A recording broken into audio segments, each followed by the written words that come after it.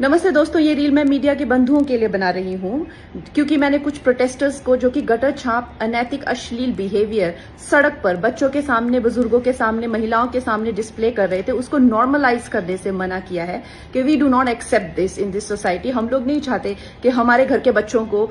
कोई जो है अपनी अश्लील हरकतों से जो है टाइम से पहले सेक्सुअलाइज कर दे। हमारे घर के बुजुर्गों के सामने जो है हमें शर्मिंदगी महसूस कर, हम नहीं इस तरह का बिहेवियर एक्सेप्ट करते हैं, उसको नॉर्मलाइज नहीं होने देंगे। तो मीडिया जो है मेरे खिलाफ गैंगअप कर रही है और ये नहीं बताएगी कि जैसे स्काई रूट जैसे स्टार्टअप की मैंने कितनी बड़ाई की, हमारे देश के जेनजी जो हमें इतनी ऊंचाइयों पे लेके जा रहे हैं। नीट के छात्रों को मैंने खुद स्वयं जो है कितनी बधाई दी और ऐसे बच्चे जो कि अपने परिवार की जिम्मेदारियां उठा रहे हैं, हमारी टीम में भी ऐसे बच्चे हैं, हमारे घरों में रिश्तेदारी में भी जेनजी भाई बहन हैं जो कि हमारे बड़े काम संपन्न करते हैं, लेकिन कुछ चंद फॉलोअर्स के लिए और चंद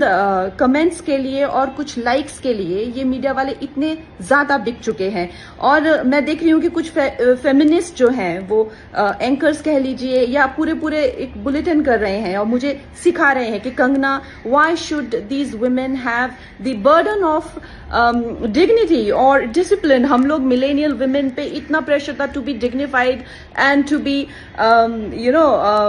disciplined, why do we have to give that burden to this generation. Excuse me, क्या आप अपनी बेटी को ऐसा सिखाएंगे?